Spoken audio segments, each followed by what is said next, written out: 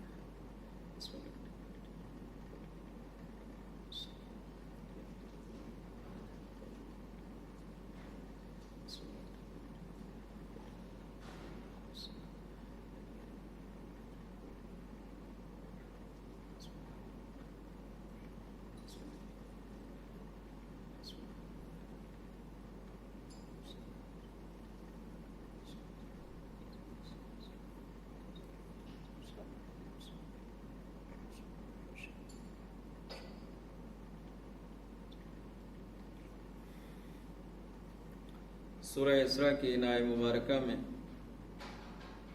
خداوند عالم نے جو ارشاد فرمایا وہ 2 حصے ہیں، ایک جز اور ایک حصہ توحید پروردگار کے سلسلے میں، اور دوسرا انسانی تعلیمات میں سے ایک اہم اور بنیادی تعلیم کا تذکرہ کیا گیا. ابتداءً اللہ تبارک و تعالیٰ نے اپنی توحید کے سلسلے میں، اپنے لائق عبادت ہونے کے سلسلے میں تذکرہ کرتے ہوئے ارشاد فرماتا ہے وَقَضَىٰ رَبُّكَ أَلَّا تَعْبُدُوا إِلَّا إِيَّاهُ، کہ تمہارے رب کا یہ فیصلہ ہے کہ اس کے علاوہ کسی اور کی عبادت نہ کرو، یعنی لائق عبادت، لائق پرستش اور لائق سجدہ اللہ تبارک و تعالیٰ کی ذات گرامی ہے کہ اس کے علاوہ کسی کی بھی عبادت نہیں کی جا سکتی، کسی کی بھی پرستش نہیں ہوگی، کسی کے بھی لیے انسان سر بسجود نہیں ہوگا۔ یہ صرف اور صرف حق اللہ تبارک و تعالیٰ کا ہے کہ اس کی وحدانیت کو قبول کیا جائے، اس کے توحید پر ایمان لایا جائے، اس کی عبادت کی جائے اور اس کے سامنے انسان سر نیاز کو خم کرتے ہوئے اس کے لیے صرف اور صرف اس کے لیے سجدہ کرے۔ لہذا توحید کے بعد انبیاء کرام علیہ السلام کی انسانی تعلیمات کے سلسلے میں ایک نہایت بنیادی اور اہم تعلیم کی طرف کیا ہے اشارہ کیا گیا، اور ارشاد ہوتا ہے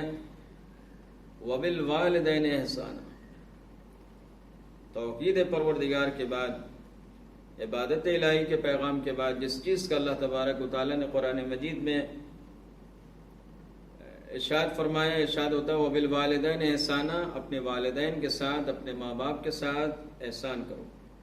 یعنی پروردگار عالم نے حکم دیا ہے کہ صرف اسی کی عبادت کرو اور ماں باپ کے ساتھ نیکی کرو، ماں باپ کے ساتھ حسن سلوک کرو۔ اور اس کے بعد آگے قرآن مجید ارشاد فرماتا ہے کہ اگر یہ دونوں تمہارے سامنے بڑھاپے کی منزل میں پہنچ جائیں، بزرگی کے منازل کو طے کرنے لگیں، تو دیکھو انہیں اف نہ کہنا اور نہ ہی انہیں جھڑکنا، نہ ہی ان سے اپنی ناراضگی کا اظہار کرنا، اور ان سے جب بھی گفتگو کرنا تو کریمانہ طریقے سے سنجیدہ گفتگو کرنا اور ایسے الفاظ کا انتخاب کرنا کہ جس سے اظہار محبت بھی ہو اور اظہار احترام بھی ہو۔ دوسری آیت مبارکہ میں ارشاد ہوتا ہے وَاخْفِضْ لَهُمَا جَنَاحَ الذُّلِّ مِنَ الرَّحْمَةِ وَقُلْ رَبِّ ارْحَمْهُمَا كَمَا رَبَّيَانِي صَغِيرًا۔ دیکھو جب ان کے سامنے جانا تو ادب کے ساتھ، احترام کے ساتھ، انکساری کے ساتھ، نرم مزاجی کے ساتھ اپنے شانوں کو جھکا دینا اور خدا کی بارگاہ میں ان کے حق میں دست و دعا رہنا کہ خدایا ان کے اوپر اسی طریقے سے اپنی رحمت کو نازل فرما کہ جس طریقے سے بچپنے میں انہوں نے رحمت کے ساتھ مجھے پالا ہے، میری پرورش کی۔ لہذا عزیزان ایمان، خدا بند عالم نے توحید کے بعد جس اہم اور بنیادی تعلیم کا تذکرہ کیا ہے اسلامی سماج کے لیے، اسلامی معاشرے کے لیے، دیندار خانوادے کے لیے، وہ یہ ہے کہ انسان اپنے والدین کے ساتھ کیا ہے نیکی کرے، اپنے والدین کے ساتھ حسن سلوک کرے، اور یہ انبیاء کرام علیہ السلام کے انسانی تعلیمات کے سلسلے میں ایک بنیادی اور اہم تعلیم ہے۔ لہذا ممکن نہیں ہے کہ انسان اس تعلیم کے بغیر کیا ہے منزل اخلاق کو طے کر لے۔ لہذا ضروری ہے کہ انسان ہر اعتبار سے اپنے والدین کے ساتھ کیا ہو نیک ہو۔ لہذا آیت میں جس چیز کا تذکرہ ہوا وہاں پہ یہ نہیں ہے کہ والدین صاحبان ایمان ہو، والدین متقی ہوں، والدین پرہیزگار ہوں، بلکہ والدین کا جو لفظ استعمال ہوا مطلق استعمال ہوا، یعنی اس کا اطلاق مومنین کے اوپر بھی ہے اور کافرین کے اوپر بھی ہے، نیک لوگوں کے اوپر بھی ہے اور فاسق و فاجر کے اوپر بھی ہے۔ لہذا اس کا اطلاق کیا ہے دونوں کے اوپر ہوتا ہے، توحید پرست کے اوپر بھی ہوتا ہے اور شرک کرنے والوں کے اوپر بھی ہوتا ہے، مومنین کے اوپر بھی ہوتا ہے، کافرین کے اوپر بھی ہوتا ہے، نیک افراد پہ بھی ہوتا ہے اور گنہگاروں پر بھی ہوتا ہے۔ لہذا اسی لیے اگر ہم اور آپ دیکھیں تو روایات میں اس چیز کی تاکید کی گئی ہے کہ انسان اپنے والدین کے ساتھ کیا نیکی کرے، چاہے وہ نیک ہو یا فاسق و فاجر ہو، چاہے وہ صاحب ایمان ہو چاہے وہ کافر ہو، چاہے وہ توحید پرست ہو یا مشرک ہو، قد نظر اس سے کہ انسان یہ دیکھے کہ آیا وہ کیسے ہیں، آیا نیک ہے یا نیک نہیں ہے، آیا عادل ہیں یا عادل نہیں ہیں، آیا مومن ہیں یا مومن نہیں ہیں، آیا متقی ہیں یا متقی نہیں ہیں، آیا توحید پرست ہیں یا توحید پرست نہیں ہیں. کہیں ایسا تو نہیں کہ وہ ظالم ہیں، کہیں ایسا تو نہیں ہے کہ وہ کافر ہیں، کہیں ایسا تو نہیں کہ وہ مشرک ہیں، کہیں ایسا نہیں کہ وہ اللہ تبارک و تعالیٰ کی توحید سے انکار کرنے والے ہیں. عزیزان ایمان، معصومین علیہ الصلاۃ والسلام نے جس چیز کی طرف تاکید کی ہے اللہ تبارک و تعالیٰ کی مشیت کے اعتبار سے، اس کی رضا کے اعتبار سے، اس کے فرمان کے اعتبار سے، وہ یہی ہے کہ ماں باپ چاہے جیسے بھی ہوں، بندے کا یہ فرض ہے کہ وہ اپنے ماں باپ کے ساتھ حسن سلوک کرتا رہے. لہذا ایک حدیث میں امام محمد باقر علیہ الصلاۃ والسلام نے ارشاد فرمایا، ان ابی جعفر علیہ الصلاۃ والسلام، ثلاث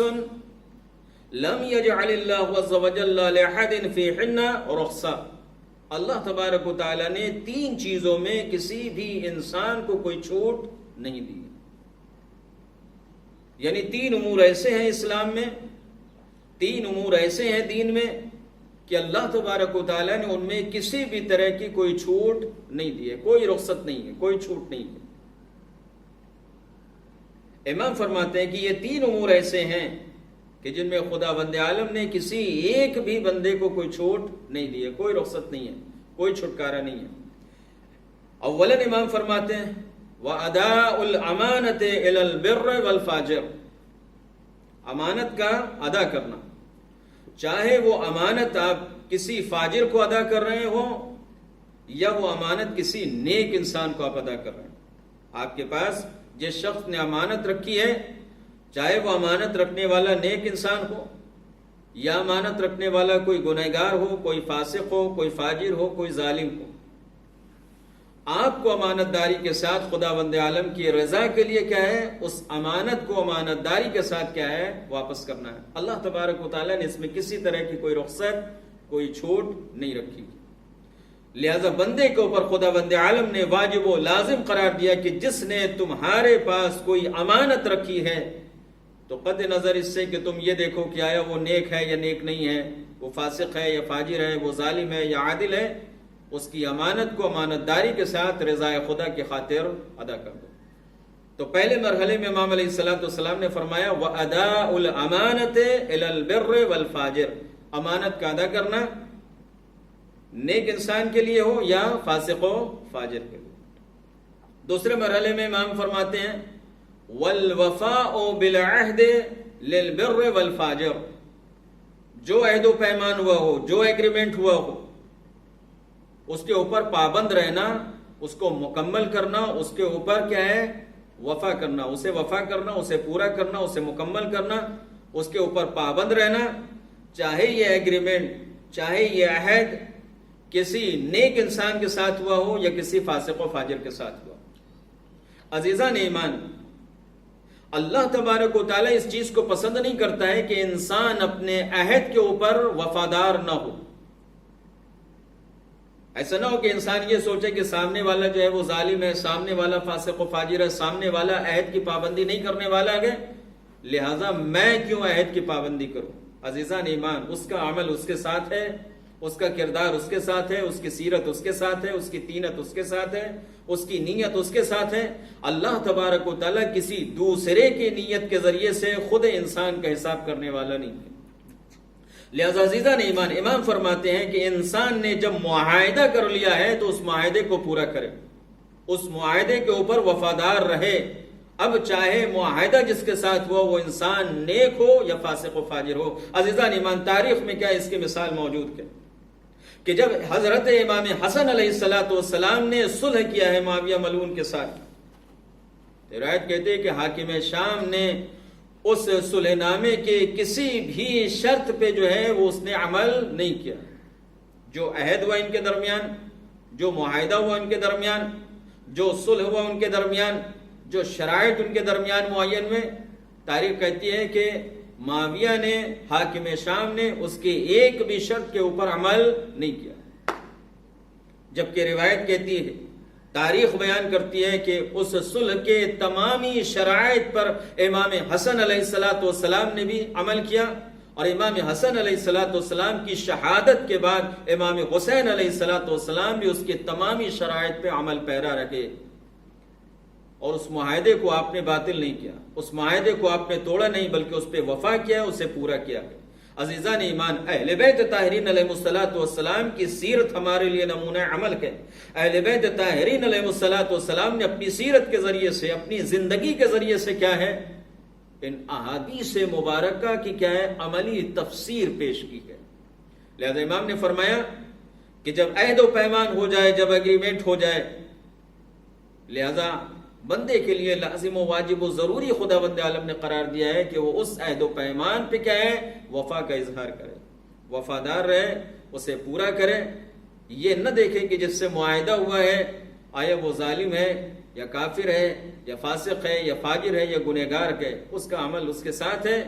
اس کی نیت اس کے ساتھ ہے۔ بندہ اپنے عمل اور اپنی نیت کا کیا ہے، ذمہ دار ہے، خدا بند عالم کی یہاں جواب دے گا۔ تو پہلے مرحلے میں امام علیہ السلام نے فرمایا وَأَدَاءُ الْأَمَانَةِ إِلَى الْبِرِّ وَالْفَاجِرِ، دوسرے مرحلے میں امام نے فرمایا وَفَاءُ الْعَهْدِ لِلْبِرِّ وَالْفَاجِرِ، اور تیسرے مرحلے میں امام علیہ السلام فرماتے ہیں وَبِرُّ الْوَالِدَيْنِ بَرَّيْنِ كَانَ وَفَاجِرَيْنِ، والدین کے ساتھ نیک برتاؤ کرنا، والدین کے ساتھ نیکی کرنا، والدین کے ساتھ حسن سلوک کرنا، قطع نظر اس سے کہ والدین نیک ہوں یا فاسق و فاجر، والدین عادل ہوں یا والدین ظالم ہوں، والدین صاحبان ایمان ہوں یا والدین کافر و مشرک ہوں، والدین توحید پرست ہوں یا والدین شرک کرنے والے ہوں۔ عزیزان ایمان، اللہ تبارک و تعالیٰ نے یہ حکم دیا ہے کہ والدین کے ساتھ حسن سلوک کرو، تو بندے کے اوپر لازم و واجب و ضروری ہے کہ اپنے والدین کے ساتھ نیکی کرے، اپنے والدین کے ساتھ حسن سلوک کرے، اور والدین کے ساتھ حسن سلوک کرنے میں خدا کے حکم کی طرف نگاہ کرے، والدین کی طرف نگاہ نہ ہو کہ آیا یہ نیک ہے یا نیک نہیں کہ، آیا یہ مومن ہے یا مومن نہیں کہ، آیا یہ متقی ہے یا متقی نہیں کہ، آیا یہ شیعہ ہے یا شیعہ نہیں کہ، آیا یہ عزادار ہیں یا عزادار نہیں کہ، کہیں ایسا تو نہیں یہ فاسق ہیں، کہیں ایسا تو نہیں یہ فاجر ہیں، کہیں ایسا تو نہیں ہے کہ ظالم ہیں، کہیں ایسا نہیں ہو کہ یہ مشرک ہوں، کہیں ایسا نہیں کہ یہ کافر ہوں۔ عزیزان ایمان، ان کا مذہب، ان کا عمل، ان کی سیرت، ان کی نیت، وہ اپنے سلسلے میں، ان اعمال کے سلسلے میں کیا ہے، جواب دہ ہوں گے، لیکن اولاد اپنے نیت کے سلسلے میں، اپنے عمل کے سلسلے میں، اپنے کردار کے بارے میں کیا ہے، جواب دہ ہوگی۔ خدا بند عالم نے حکم دیا ہے کہ والدین چاہے جیسے بھی ہوں، ان اولاد کے اوپر اللہ تبارک و تعالیٰ نے واجب قرار دیا ہے کہ وہ اپنے والدین کی اطاعت کریں اور اپنے والدین کے ساتھ کیا ہے، حسن سلوک کریں۔ ہاں، قرآن مجید نے منع بھی کیا ہے، لیکن اس جگہ کہ جب والدین حکم خدا کے خلاف کوئی حکم جاری کریں، جب والدین کسی برے عمل کا حکم کریں، جب والدین کسی واجب کے ترک کرنے کا حکم کریں، جب والدین جو ہے وہ مشیت پروردگار کے مخالف کوئی امر کا حکم کریں، تو ایسی صورت میں قرآن نے کہا ہے کہ ایسی صورت میں ان کی اطاعت نہیں کی، ایسی صورت میں ان کی اطاعت نہیں کی جائے گی، ایسی صورت میں ان کے حکم کو تسلیم نہیں کیا جائے گا۔ لہذا عزیزان ایمان، اگر روایات کا سہارا لیں اور روایات اہل بیت طاہرین علیہ السلام میں دیکھیں تو قرآن مجید نے جب بیان کیا وَبِالْوَالِدَيْنِ احسانا، تو قرآن نے مطلق بیان کیا کہ اپنے والدین کے ساتھ حسن سلوک کرو، برین کانا و فاجرین، چاہے وہ نیک ہوں یا فاسق و فاجر، چاہے وہ عادل ہوں چاہے وہ ظالم ہوں۔ لہذا روایات نے بھی کیا ہے، انہی چیزوں کی کیا ہے، تصدیق کی ہے، انہی چیزوں کی وضاحت کی ہے کہ والدین چاہے جیسے بھی ہوں، انسان کو چاہیے کہ ان کے ساتھ نیک سلوک کرے۔ لہذا عزیزان ایمان، وہ اولاد کی جو اپنے والدین کے ساتھ نیک سلوک کرتی ہے، اللہ تبارک و تعالی اس نیکی کا اثر کیا ہے، اس کی زندگی پر مرتب کرتا۔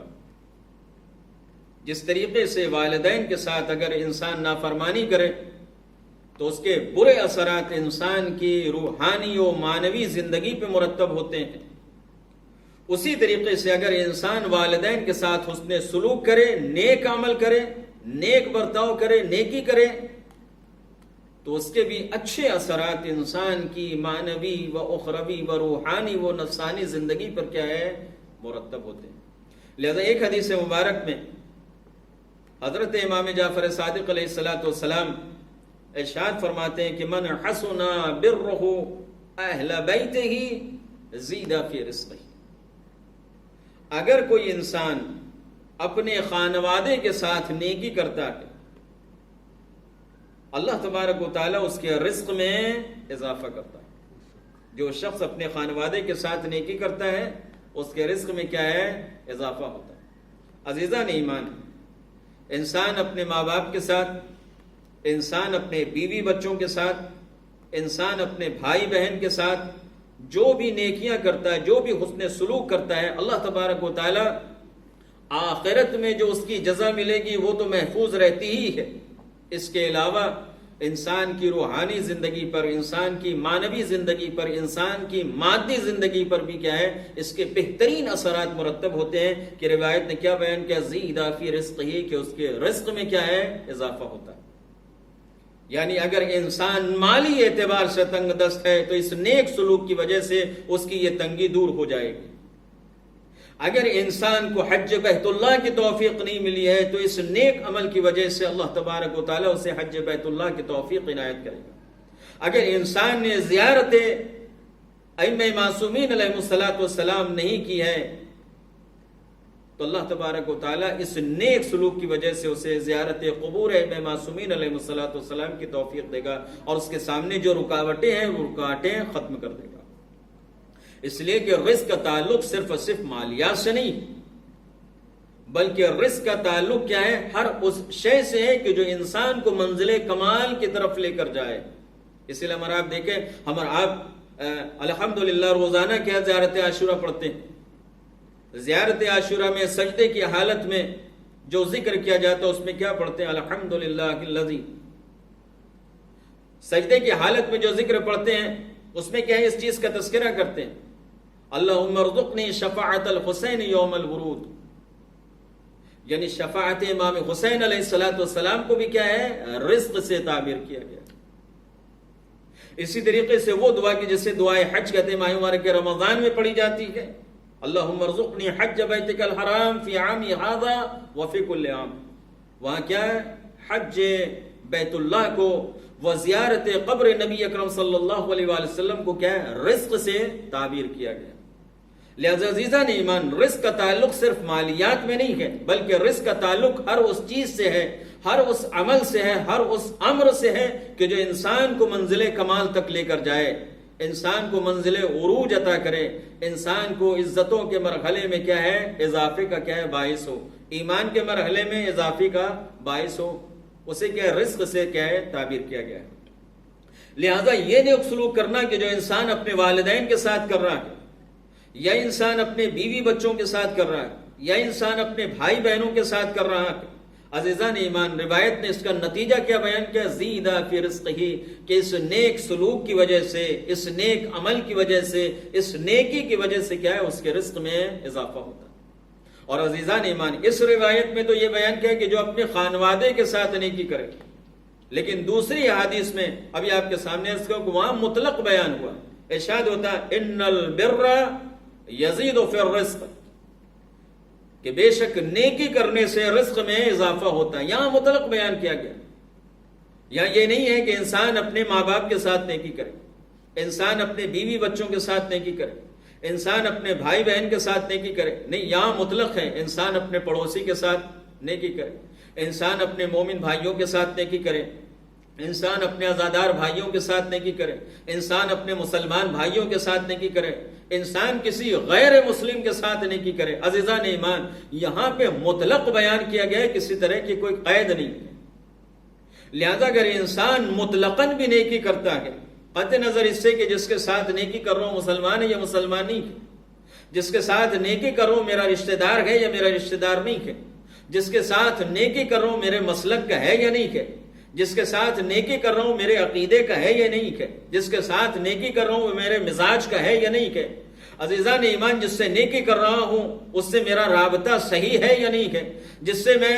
جس کے ساتھ میں نیکی کر رہا ہوں وہ میرا چاہنے والا ہے یا نہیں ہے، کہیں ایسا تو نہیں میری برائی کرنے والا کہ. قطع نظر اس سے کہ انسان جس کے ساتھ بھی نیکی کرتا ہے اللہ تبارک و تعالیٰ نے اس نیکی کا نتیجہ یہی بیان کیا ہے کہ نیکی کی جزا اللہ کی ہاں نیکی کے ساتھ ہے. اور ارشاد ہوتا ہے زیدہ فی رزقہ، کہ اللہ تبارک و تعالیٰ اس کے رزق میں اضافہ کرتا ہے. عزیزان ایمان تصور کریں کہ جب عام انسان کے ساتھ نیکی کرنے سے رزق میں اضافہ ہو رہا ہے، جب عام دوستوں کے ساتھ نیکی کرنے میں رزق میں اضافہ ہو رہا ہے، جب عام عزیزوں اور رشتہ داروں کے ساتھ نیکی کرنے میں رزق میں اضافہ ہو رہا ہے، تو اگر انسان والدین کے ساتھ نیکی کرے تو پھر اس کا اجر اللہ تبارک و تعالیٰ کے یہاں کیا ہوگا کہ خداوند عالم نے خود قرآن مجید میں اپنی توحید کے بعد والدین کے ساتھ نیکی کرنے کا حکم دیا ہے، وَقَضَىٰ رَبُّكَ أَلَّا تَعْبُدُوا إِلَّا إِيَّاهُ وَبِالْوَالِدَيْنِ إِحْسَانًا۔ تو تصور کریں کہ اللہ تبارک و تعالیٰ والدین کے ساتھ نیکی کرنے کا کیا اجر عطا کرے گا، والدین کے ساتھ حسن سلوک کا کیا اجر عطا کرے گا۔ عزیزان ایمان، اسی لیے بعض دیگر روایتوں میں رضائے والدین کو رضائے الہی کیا ہے قرار دیا گیا ہے، کہ جس سے والدین راضی ہو جائیں اس سے خدا راضی ہو جائے گا، اور جس سے والدین ناراض رہیں اس سے خدا ناراض ہو جائے گا۔ دوسری جگہ ارشاد ہوتا ہے کہ عزیزان ایمان کہ والدین کے ساتھ حسن سلوک کے، والدین کے ساتھ نیک برتاؤ کرنے سے انسان کی روحانی، نفسانی اور ایمانی اور معنوی زندگی پر کیا ہے بہترین اثرات مرتب ہوتے ہیں۔ لہذا اسی لیے معصومین علیہ الصلوۃ والسلام نے تاکید کی ہے کہ اپنے بچوں کی بہترین تربیت کرو، بہترین ادب و اخلاق سے اسے آراستہ کرو، تاکہ وہ آگے چل کر تمہارے ساتھ نیکی کرنے والا بنے، تمہاری مخالفت کرنے والا نہ ہو، تمہاری نافرمانی کرنے والا نہ ہو، تمہاری روگردانی کرنے والا نہ ہو، تمہیں ایذا اور نقصان اور تکلیف پہنچانے والا نہ ہو۔ لہذا عزیزان ایمان، ایک حدیث میں پیغمبر گرامی قدر صلی اللہ علیہ وآلہ وسلم ارشاد فرماتے ہیں، اکرموا اولادکم، اپنے بچوں کی تکریم کرو، اپنے بچوں کی عزت کرو، اپنے بچوں کا احترام کرو، ان کے ساتھ شفقت کرو، ان کے ساتھ نرمی سے پیش آؤ، ان کے ساتھ محبت سے پیش آؤ۔ وَاحْسَنُوا آدَابَهُمْ، اور انہیں اچھے طور طریقے سکھاؤ، انہیں بہترین آداب سے آراستہ کرو، انہیں بہترین اخلاق سے، انہیں بہترین طور طریقے سے کیا ہے آراستہ کرو، انہیں سکھاؤ، انہیں تعلیم دو۔ اس کا نتیجہ کیا ہوگا؟ پیغمبر فرماتے ہیں یغفر لکم، تاکہ تمہاری مغفرت ہو جائے۔ غور کریں عزیزان کرام، پیغمبر اسلام صلی اللہ علیہ وسلم نے کتنا بہترین نتیجہ بیان کیا، کتنا پیارا نتیجہ بیان کیا۔ پیغمبر بیان کرتے ہیں کہ اپنے بچوں کی تکریم کرو، ان کی عزت کرو، ان کا احترام کرو، ان کے ساتھ نیک سلوک کرو، ان کے ساتھ نرمی سے پیش آؤ، ان کے ساتھ شفقت کرو، ان کے ساتھ اظہار محبت کرو۔ وَاحْسَنُوا آدَابَهُمْ، انہیں بہترین طور طریقہ سے سکھا، انہیں بہترین اخلاق سے، بہترین آداب سے کیا ہے آراستہ کرو، تاکہ یغفر لکم، تمہاری مغفرت ہو جائے۔ عزیزان ایمان، آپ نے غور کیا کہ انسان کیا ہے مغفرت کی دعائیں کرتا ہے اللہ تبارک و تعالیٰ سے، اور یہ نہیں کہ صرف خود مغفرت کی دعائیں کرتا ہے کہ اللہ تبارک و تعالیٰ اس کی مغفرت کرے، بلکہ دوسرے صاحبان ایمان سے بھی دعا کی گزارش کرتا ہے کہ اس کے سلسلے میں کیا ہے مغفرت کی دعائیں کریں۔ پیغمبر کیا ہے یہاں پہ بہترین ذریعہ قرار دیتے کہ انسان اگر چاہے تو خود اپنے لیے مغفرت کے اسباب فراہم کر سکتا ہے۔ وہ کس طریقے سے؟ کہ وہ اس طریقے سے کہ انسان اپنی اولاد کو بہترین آداب و اخلاق سے آراستہ کرے، کہ اولاد جتنی زیادہ بہترین آداب و اخلاق سے آراستہ ہوگی، یہ انسان اللہ کے نزدیک میں اتنا ہی مغفرت کے قابل اور لائق ہوگا۔ لہذا عزیزان ایمان، خداوند عالم نے والدین کو بھی بچوں کے سلسلے میں بہترین تربیت کرنے کا حکم دیا، اور اولاد کو بھی والدین کے ساتھ نیک سلوک اور حسن سلوک کا کیا ہے حکم دیا۔ لہذا عزیزان ایمان، ابھی آپ کے سامنے عرض کیا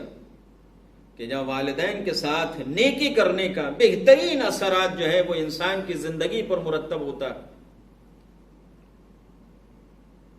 وہی والدین کی نافرمانی کرنے کا بدترین اثرات بھی کیا ہے انسان کی زندگی پر، انسان کی معنوی زندگی پر، انسان کی روحانی زندگی پر کیا ہے مرتب ہوتا ہے۔ شہادت حضرت امام جعفر صادق علیہ الصلوۃ والسلام ہے، لہٰذا اس مناسبت سے بھی ایک روایت آپ کے سامنے عرض کروں کہ جو موضوع سے متعلق بھی ہے۔ لہٰذا یہ حدیث، یہ روایت اس موقع کی ہے کہ جب امام علیہ الصلوۃ والسلام کا آخری وقت تھا، اور یہ روایت آپ کی کنیز جناب سالمہ نے کی۔ بہار الانوار میں اس روایت کو علامہ مجلسی الرحمہ نے نقل کیا، اور اسی کے ساتھ ساتھ کتاب الغیبت میں شیخ توسی الرحمہ نے بھی اس روایت کو کیا ہے نقل کیا ہے۔ ارشاد فرماتے ہیں کہ چھٹے امام حضرت امام جعفر صادق علیہ الصلوۃ والسلام کی کنیز جناب سالمہ سے یہ روایت ہے۔ آپ فرماتے ہیں کہ میں وقت شہادت، میں وقت وفات آپ کی خدمت میں حاضر تھی، آپ غش کے عالم میں تھے۔ جب غش سے فاقہ ہوا تو امام علیہ الصلوۃ والسلام نے فرمایا کہ جناب حسن ابن علی ابن الحسین افطس کو 70 دینار دے دینا، اور فلاں عزیز کو اتنا دینا، اور فلاں عزیز کو اتنا دینا۔ جب امام علیہ الصلوۃ والسلام نے یہ فرمایا تو آپ کی کنیز جناب سالمہ آگے بڑھی، اور آگے بڑھنے کے بعد عرض کرتی ہیں کہ فرزند رسول، آپ ایسے شخص کو عطا فرما رہے ہیں کہ جس نے آپ کے قتل کے ارادے سے آپ کے اوپر تلوار اٹھائی تھی۔ عزیزان ایمان، کتنا سخت مرحلہ کہ ہم اور آپ جب احسان کی منزل میں آتے ہیں، ہم اور آپ جب نیکی کرنے کے مرحلے میں آتے ہیں، تو ہم یہ دیکھتے ہیں کہ کس نے ہمارے ساتھ اچھا سلوک کیا، کس نے ہمارے ساتھ برا سلوک کیا۔ جو جتنا زیادہ اچھا سلوک کرنے والا ہوتا ہے، ہم اس کا نام اتنا ہی پہلے لیتے، اور جو جتنا زیادہ برا سلوک کرنے والا ہوتا ہے اس کو اتنا ہی آخر میں رکھتے ہیں، یا بالکل ہی اسے نظروں سے دور کر دیتے ہیں، اسے قطع نظر اس سے رکھتے ہیں، اسے بالکل شمار بھی نہیں کرتے۔ لیکن ہماری جانیں قربان ہو جائے اہل بیت طاہرین علیہ الصلوۃ والسلام پہ، کہ اہل بیت طاہرین علیہ الصلوۃ والسلام دوسروں کی سیرت سے متاثر نہیں ہوتے، بلکہ اپنے بہترین سیرت سے دوسروں کو متاثر کرتے ہیں، اس لیے کہ وہ جانتے ہیں کہ خدا بند عالم کا حکم کچھ اور ہے، بندے کی خواہشات کچھ اور ہیں۔ خواہشات کے اعتبار سے علم نہیں ہوگا، خواہشات کے اعتبار سے عمل نہیں ہوگا، بلکہ خدا کے حکم کے مطابق عمل کیا جائے گا۔ یہ دیکھا جائے گا کہ خدا کی مشیت کیا ہے، یہ دیکھا جائے گا کہ خدا کی رضا کیا ہے، یہ دیکھا جائے کہ اللہ تبارک و تعالیٰ کیا چاہتا ہے، یہ نہیں دیکھا جائے گا کہ میرا نفس، میری خواہشات کیا ہے۔ لہذا جیسے ہی جناب سالمہ نے یہ کہا کہ آپ ایسے شخص کے ساتھ احسان کرنا چاہتے ہیں کہ جس نے آپ کے قتل کے ارادے کے ساتھ آپ کے اوپر تلوار اٹھائی، تو امام علیہ الصلوۃ والسلام نے عرض کیا، کیا تو یہ چاہتی ہے کہ میرا شمار ان لوگوں میں نہ ہو کہ جن کے سلسلے میں اللہ تبارک و تعالیٰ کا یہ فرمان ہے کہ سورہ رعد کی آیت نمبر 21 میں خداوند عالم ارشاد فرماتا ہے، وَالَّذِينَ يَصِلُونَ مَا أَمَرَ اللَّهُ بِهِ أَن يُوصَلَ وَيَخْشَوْنَ رَبَّهُمْ وَيَخَافُونَ سُوءَ الْحِسَابِ، اور جو ان تعلقات کو قائم رکھتے ہیں جنہیں خدا نے قائم رکھنے کا حکم دیا، اور خداوند عالم سے ڈرتے ہیں، اور بدترین حساب سے خوفزدہ رہتے ہیں۔ سورہ رعد کی اس آیت مبارکہ میں کیا ہے؟ خداوند عالم نے ارشاد فرمایا ہے، اور وہ لوگ کہ جو صلہ رحم کرتے ہیں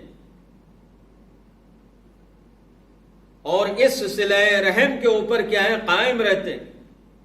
اور اللہ تبارک و تعالیٰ سے ڈرتے بھی ہیں، اس کا خوف بھی رکھتے ہیں، اور اس دن کے برے حساب سے بھی کیا ہے خوف زدہ رہتے ہیں۔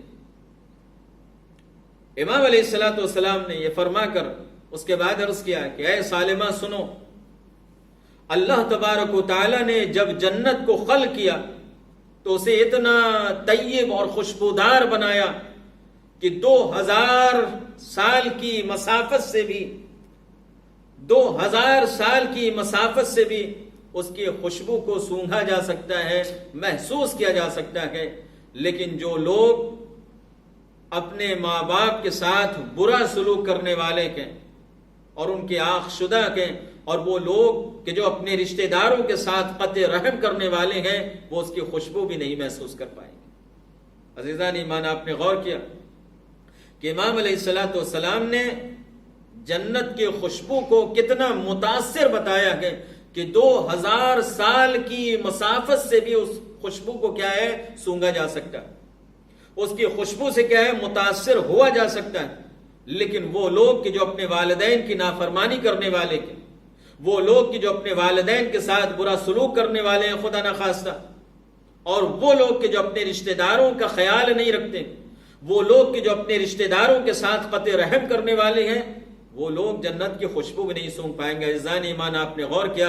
یعنی والدین کی نافرمانی کرنے والا جنت میں جانا تو دور کی بات ہے، جنت کی خوشبو بھی محسوس نہیں کر پائے گا۔ یعنی آپ نے دیکھا کہ جس طریقے سے والدین کے ساتھ حسن سلوک کا بہترین اثر انسان کی زندگی پہ مرتب ہوتا ہے، اسی طریقے سے ان کی نافرمانی بھی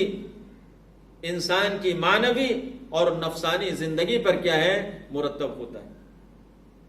کہ نیک عمل کے نیک اثرات مرتب ہوتے ہیں، اور برے اعمال کے کیا ہے برے اثرات انسان کی معنوی اور نفسانی اور روحانی زندگی پر کیا ہے مرتب ہوتے ہیں۔ اللہ تبارک و تعالی ہم سب کو کیا ہے والدین کے ساتھ نافرمانی کرنے سے محفوظ رکھے،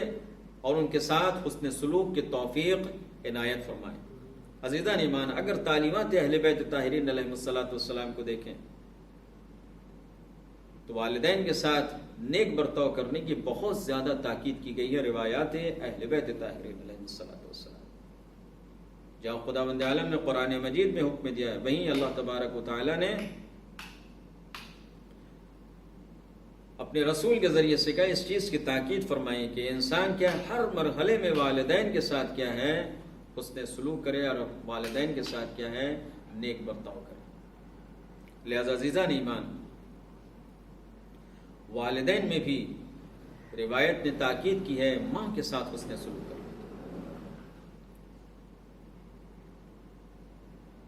ہماری جانیں قربان ہو جائیں ان ماؤں کے اوپر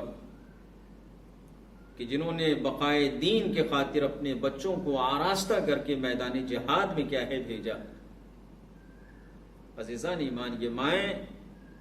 اپنے بچوں کی حفاظت کی خاطر اپنے آپ کو قربان کرتی ہیں۔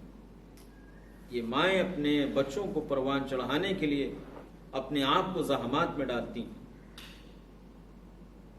اپنے بچوں کی طولانی عمر کے لیے کیا ہے دعائیں کرتی ہیں، اور صرف یہی نہیں کہ دعائیں کرتی ہیں بلکہ کہتی ہیں کہ میری عمر بھی تمہیں لگ جائے۔ لیکن عزیزان ایمان، کربلا کی ماؤں نے بتایا کہ ان سب چیزوں سے بھی ایک اہم چیز کیا ہے حفاظت دین ہے اور اطاعت امام زمان علیہ السلام، کہ جب دین پر وقت آئے اور جب زمانے کے امام علیہ السلام کے نصرت کا مرحلہ آئے تو یہی نیک سیرت مائیں قیام کرتی ہیں، اور قیام کرنے کے بعد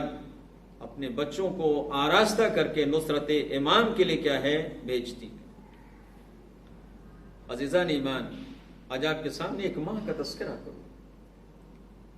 روایت کہتی ہے کہ جب جناب زینب سلام اللہ علیہ نے اپنے بچے اونو محمد کو دیکھا تو عرض کرتے ہیں کہ میرے لال، تم ابھی تک باحیات ہو۔ عرض کرتے مادر گرامی کیا کروں، مامو جان سے مسلسل اجازت طلب کر رہا ہوں لیکن ہمیں اجازت نہیں دیتے۔ جناب زینب سلام اللہ علیہ نے اپنے ماجائے امام حسین علیہ السلام کو خیمے میں بلایا، اور بلانے کے بعد عرض کرتے بھیا اس غریب بہن کی اس ہدیے کو قبول فرمائیں۔ اصرار کرتی ہیں، امام حسین علیہ السلام نے اجازت دی۔ عزادار امام حسین علیہ السلام کے جانب سے اجازت کے ملنے کے بعد جناب زینب سلام اللہ علیہ نے خود اپنے بچوں کو آراستہ کیا اور میدان جہاد کی طرف بھیجا ہے۔ عرض کرتے میرے لال دیکھو، اگر نہر پہ قبضہ کرنا تو دیکھو نہر کے پانی کو اپنے لبوں سے نہ لگانا، اس لیے کہ میری سکینہ ابھی تک پیاسی۔ عزاداروں میدان جہاد میں بھیجا گیا، جناب ابو الفضل عباس علیہ السلام بھی کہیں، امام حسین علیہ السلام بھی کہیں، کچھ دور رخصت کیا، آواز دے میرے لال جاؤ خدا حافظ و ناصر۔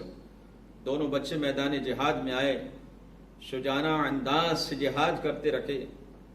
اور دشمنوں کے سامنے اس چیز کا اظہار کیا کہ پہچانو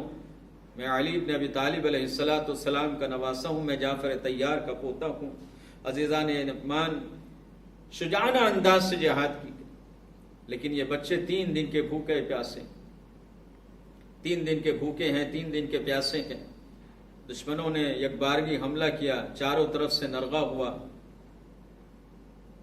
زخموں کی تاب نہ لا کر گھوڑے کی زین پر ڈگمگانے لگے۔ امام وقت علیہ السلام کو مدد و نصرت کے لیے آواز دی۔ عزاداروں، ایک جانب سے جناب عباس علیہ السلام چلے، ایک جانب سے امام حسین علیہ السلام میدان کربلا میں پہنچتے ہیں۔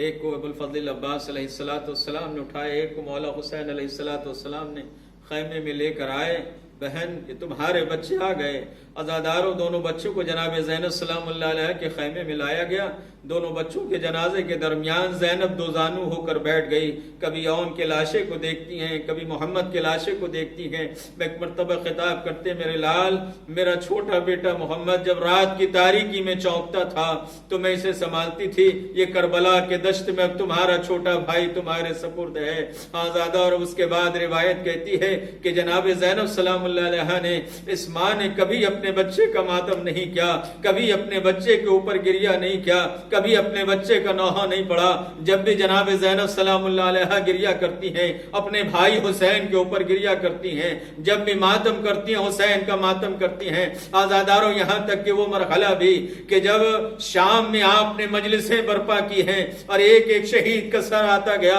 اور ایک ایک شہید کے وارث سر کو آگے بڑھ کر لیتے رہے اور انہیں پرسہ دیا جاتا رہا، تو جب اون و محمد کے سر آئے اور کوئی بی بی آگے بڑھ کر لینے والی نہ بڑھی تو ایک مرتبہ شام کے عورتوں نے کہنا شروع کیا ان بچوں کی ماں مر گئی ہے جو ان بچوں کو کوئی لینے والا آگے نہیں بڑھا؟ تو جناب زینب سلام اللہ علیہ نے جب پلٹ کر دیکھا، آواز دیتے ہیں شام کی عورتوں، ارے ایسا نہ کہو، ان بچوں کی ماں زینب میں موجود ہوں لیکن میں اپنے بچوں پہ نہیں، ارے سیدہ کے لال کا ماتم کروں گی۔ اجرکم اللہ۔ ہاں زادارو، روایت بیان کرتی کہ جناب زینب سلام اللہ علیہ نے اپنے بچوں کے اوپر گریہ نہ کیا، لیکن ازادارو جب زندان شام سے چھوٹ کر زینب کربلا پہنچی ہے، کربلا سے جب مدینے پہنچی ہے اور زینب اپنے گھر میں آئی ہے، صحن خانہ میں بیٹھی ہوئی کہ اس اسنا میں عبداللہ گھر میں داخل ہوئے۔ عبداللہ نے کیا دیکھا؟ ایک ضعیفہ ہے،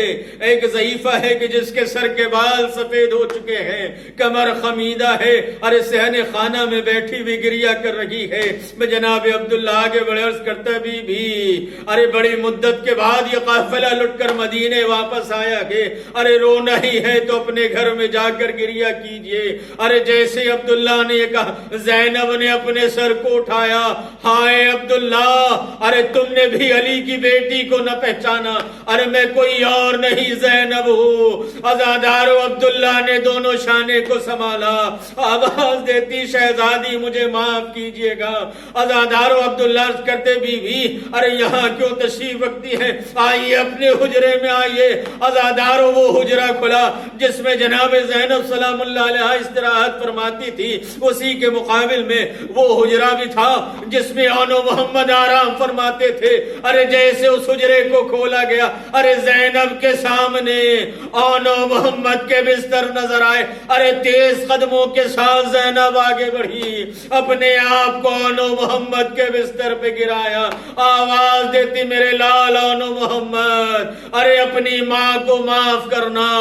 کہ تمہاری ماں نے آج تک تم پہ گریہ نہ کیا۔ لو میرے لال، آج میں تمہارا ماتم بھی کرتی ہوں، آج میں تمہارے اوپر گریہ بھی کرتی ہوں۔ اے عبداللہ، اپنے دونوں بیٹے کا پرسہ قبول کرو۔ جناب عبداللہ بھی عرض کرتے ہیں، زینب، اے علی کی بیٹی، آپ کو بھی آپ کے بھائی، آپ کے دونوں بچوں کا پرسہ۔ انا للہ و انا الیہ راجعون، رضا بقضائہ و تسلیما لامرہ، وسيعلم الذين ظلموا أي منقلب ينقلبون۔ آنے والے وظیفہ محمد علی امت کے ہمارے اس مختصر سے اعمال صالحہ کو قبول فرما، ہمارے درمیان جو مقبوض ان کے قرض ادا فرما، جو بیمار انہیں بیماری سے شفا کامل و عاجل عنایت فرما، بالخصوص اس وبا اور مرض کا جلد از جلد ہمارے درمیان سے خاتمہ فرما، اور بیمار کربلا حضرت امام سجاد علیہ السلام کے صدقے میں جہاں جہاں بھی صاحبان ایمان ہیں ان سب کی جان و مال عزت و آبرو کی حفاظت فرما، ان سب کو صحت و عافیت عنایت فرما، ان سب کو اس مرض اور وبا سے محفوظ فرما، اور جو صاحبان ایمان اس مرض میں مبتلا ہیں بیمار کربلا علیہ السلام کے صدقے میں جلد از جلد انہیں شفاء کامل و عاجل عنایت فرما۔ خدایا منجی عالم بشریت حضرت امام زمان اجل اللہ تعالیٰ فرج و شریف کے ظہور میں تعجیل فرما، ہم سب کو ان کے اصحاب و اعوان و انصار میں شمار فرما۔ اب ذرا سے التماس سے کہ ایک بار سورہ حمد اور 3 بار سورہ اخلاص کی تلاوت فرما کر مرحومہ فیروزہ بنت رضا حسین، مرحوم یوسف بھائی ابن محمد بھائی ڈوسانی، مرحومہ شہربانو بنت خوشحال بھائی و تمامی مومنین و مومنات مرحومین کو ایصال فرمائیں۔